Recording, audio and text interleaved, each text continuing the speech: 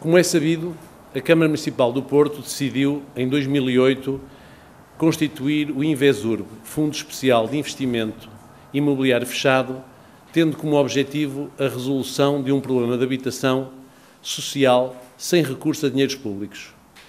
Quando o atual Executivo iniciou funções, decidiu inteirar-se de todas as variáveis do assunto e, nomeadamente, das condições em que o contrato público estabelecido entre a Câmara Municipal do Porto e a Invesurb estava a ser cumprido. Verificava-se que o fundo acima referido assumia perante a Câmara Municipal do Porto estar sem liquidez e sem recurso a financiamentos que lhe permitissem cumprir as contrapartidas a que se tinha comprometido com a autarquia. Essas contrapartidas, note-se, estavam já a ser incumpridas no anterior mandato, razão pela qual o processo de demolições havia sido interrompido. Não me cabe estar a discorrer sobre as razões que conduziram a esta situação, mas, seguramente, a crise financeira global que atingiu o nosso país a partir de 2009 poderá ajudar a interpretá-la. Seja como for, e no que a esta questão se refere, o Presidente da Câmara e os seus vereadores tinham perante si o cenário seguinte. 1. Duas torres tinham sido demolidas e os seus inquilinos estavam realojados temporariamente em habitação social da Câmara. 2. As habitações a que o Fundo se tinha comprometido como contrapartida não tinham sido entregues à Câmara. 3. Três torres continuavam de pé, ainda com mais de uma centena de famílias a habitá-las e a necessitar de realojamento. 4. Os responsáveis pelo fundo solicitavam à Câmara Municipal do Porto que avançasse com as restantes demolições e reforçasse a sua participação no fundo, que carecia de liquidez. 5. Num processo envolvendo um terreno contíguo, que poderia vir a ser integrado numa solução comum, está em curso uma litigância contra a Câmara Municipal do Porto com pedido de indenização bem superior a 8 milhões de euros. Ou seja, não havia e não há dinheiro, e não havia e não há, por ora, casas entregues ao município do Porto. Além disso, o conjunto de decisões a tomar pela Câmara sobre este e outros assuntos eventualmente relacionados dependia de uma avaliação transversal e aprofundada, só possível com um relatório como aquele que determinei. Não menos importante nesta equação, mais de uma centena de famílias habita ainda torres degradadas e sem condições de habitabilidade, e mais de uma centena de outras famílias, oriundas das duas torres demolidas, está alojada em habitação social da Câmara, ocupando fogos que poderiam estar a ser ocupados por outros munícipes que esperam também eles por uma habitação social. Foi perante esta complexa situação e com o objetivo de estar na posse de todos os dados que permitam ao Executivo e à Assembleia Municipal do Porto tomarem as melhores decisões políticas, que determinei, em abril, ao Gabinete Municipal de Auditoria Interna, a realização de um relatório no qual, entre os outros tópicos que os autores do relatório considerassem necessários abordar, se fizesse a análise das condições de constituição e funcionamento do Fundo, sem qualquer interferência, condicionamento ou ingerência da minha parte. A elaboração de um relatório com estas características justificava-se à luz de todo este elenco de razões, não apenas pela especial complexidade de um contrato público cujo cumprimento estava posto em causa, mas, sobretudo, para que todas as informações, documentos e eventuais variáveis judiciais e contratuais estivessem na posse do Executivo e da Assembleia Municipal, para que estes órgãos pudessem tomar medidas conscientes e com a melhor e mais eficiente prossecução do interesse público.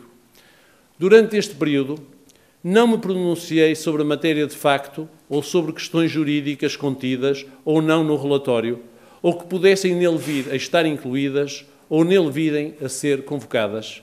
Apenas, e muito naturalmente, tornei público o pedido de relatório quando fui questionado em reunião de Câmara ou Assembleia Municipal. Sem prejuízo dessa atitude de recato que tenho como evidente e no cumprimento das minhas obrigações políticas, disponibilizei hoje mesmo aos senhores vereadores da Câmara Municipal do Porto o texto integral do relatório que me foi entregue. De imediato, enviarei o mesmo relatório ao Sr. Presidente da Assembleia Municipal do Porto para efeitos de agendamento em próxima reunião deste órgão nos termos da lei. Finalmente, gostaria de enfatizar que este relatório é um instrumento fundamental para a futura tomada de decisões, tendo como único foco a resolução, sempre orientada pelo interesse público, dos problemas que nele estão espelhados.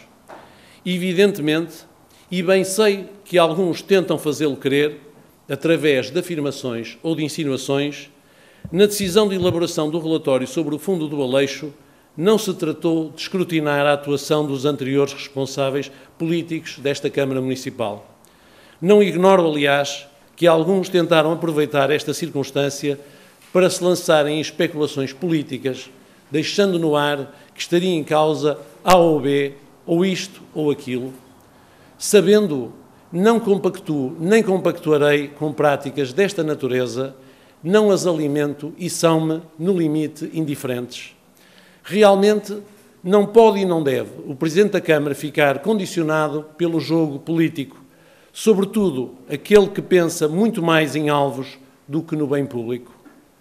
Bem diferentemente, deve o Presidente da Câmara fazer o que considera ser sua obrigação no exercício de funções e, como no caso vertente, nunca renunciar a dispor do instrumento de gestão nuclear para melhor poder decidir ou propor decisão em questões fundamentais para a cidade. Isto dito, e porque o meu antecessor merece, por todas as razões, esta referência, digo de uma maneira que todos percebam, não esteve, não está e não estará em causa com este relatório, e ainda menos com a decisão de o promover, uma qualquer avaliação indireta que seja da sua honorabilidade. Por uma razão elementar, as suas honorabilidade e seriedade são indisputadas, mesmo por aqueles que politicamente o não acompanham, foram construídas e sedimentadas ao longo de toda a sua vida pública. Aliás, a decisão de promover um relatório sobre o dito Fundo do Aleixo dá sequência às mesmas boas práticas e metodologias que em anteriores mandatos foram aplicadas rotineiramente noutros dossiês, também complexos, pela mesma estrutura da Câmara Municipal do Porto. Não se procure, portanto, encontrar dissenso onde ele não existe e não se procure promover divisão onde ela não ocorrerá. O que me interessa não é o passado, é o presente e é, principalmente, o futuro. Na verdade, este é um processo que interessa a toda a cidade, ponderada que tem de ser a alteração de condições e circunstâncias que colocam novas exigências ao município, sempre em defesa do interesse público. Por tudo o que acabo de dizer, compreende-se que, a contar deste momento, aguardarei o agendamento da Assembleia Municipal, que terá como incumbência a análise do documento, não havendo motivo para, até lá, prestar sobre o assunto qualquer declaração adicional sobre o referido relatório. Muito obrigado. Boa tarde.